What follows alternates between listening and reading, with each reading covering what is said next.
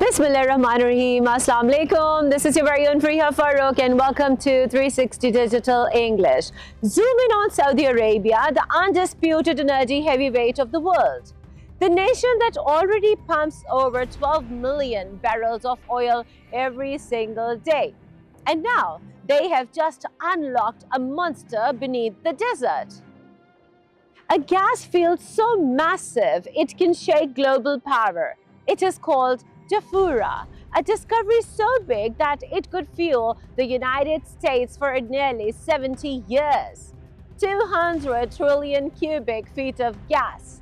Let that sink in. Tonight, you and I are going to break down, in simple language, how Saudi Arabia is about to rewrite global energy economics. How cheap oil can reshape wars, alliances, and electric cars. And why the next century may once again be ruled by whoever controls the cheapest energy. Stay with me and subscribe, because what you are about to hear affects your fuel price, your electricity bill, and global power itself.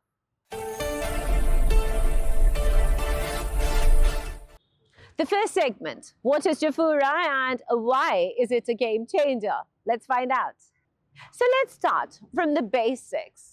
The Jafura gas field is not an ordinary discovery. It is the largest unconventional gas reserve in the Middle East and one of the biggest in the world. We are talking about 200 trillion cubic feet of recoverable gas. To give you a sense of scale, well, that is enough gas to power an industrial superpower like America for 7 decades. Are you surprised? But here is where the real strategy begins. Saudi Arabia is not just planning to burn this gas for electricity. They are converting this gas into ultra-cheap liquid fuels, petrochemicals, and hydrogen-ready energy products. So in simple words, this gas is being turned into fuel that can massively undercut global oil prices. And when fuel becomes cheaper than expected, the global markets do not adjust slowly. Well, they snap into a new reality overnight. The second segment, the $2 gas dream and the shock to the market. Well, that's really interesting. Now, here's the part that directly hits your pocket.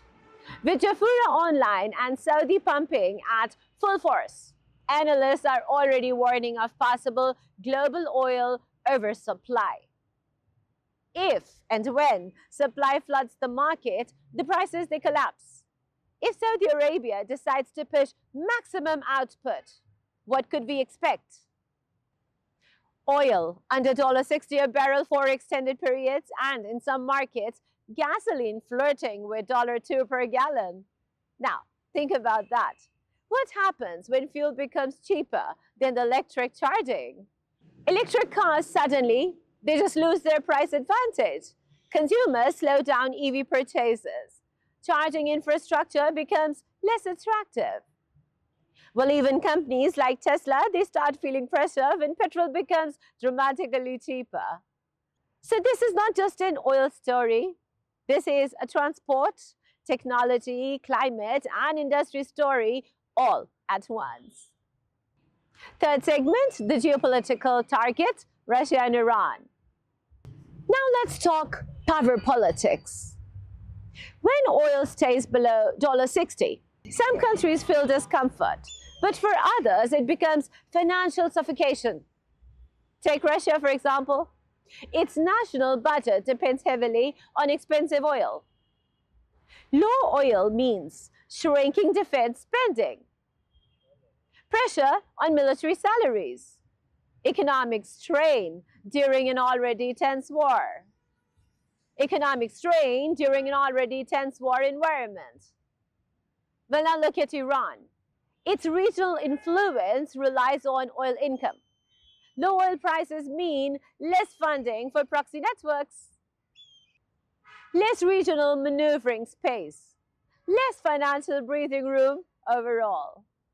Well, Saudi Arabia understands this equation very clearly by keeping oil cheap. They don't fire a single missile, yet they apply economic pressure more powerful than weapons. This is financial warfare without firing a single shot.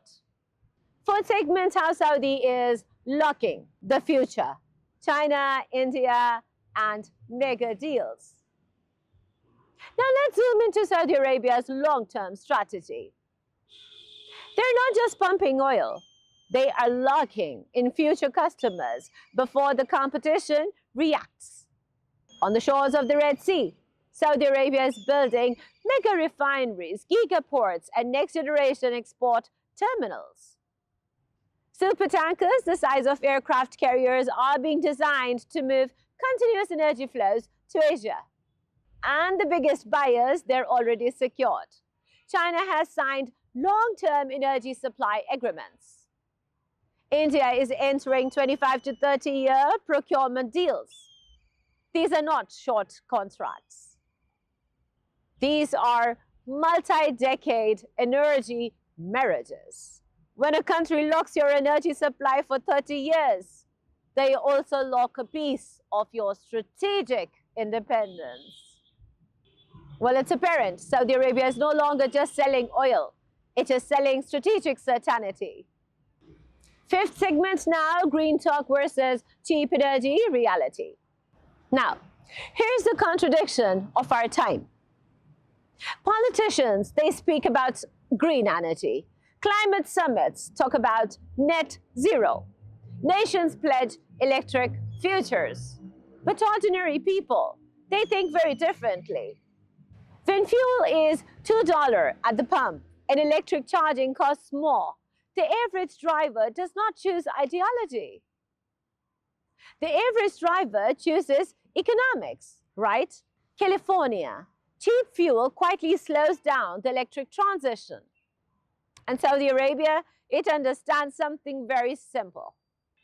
The cheapest energy always wins the longest race.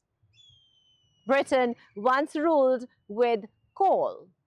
The United States ruled with oil.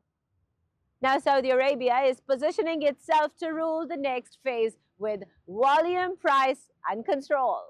And now the conclusion. So what we are witnessing, it is not just an energy project. It is the construction of a new global energy order. Saudi Arabia is investing over $500 billion in pipelines, ports, processing plants, and shipping corridors.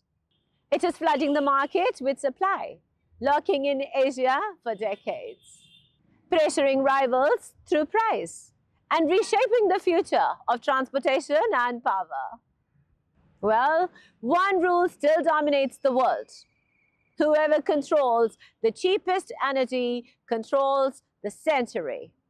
And right now, Saudi Arabia is playing that game with extreme precision. This is your very own Fariha Farooq. You're watching 360 Digital English. Take care. Allah Hafiz.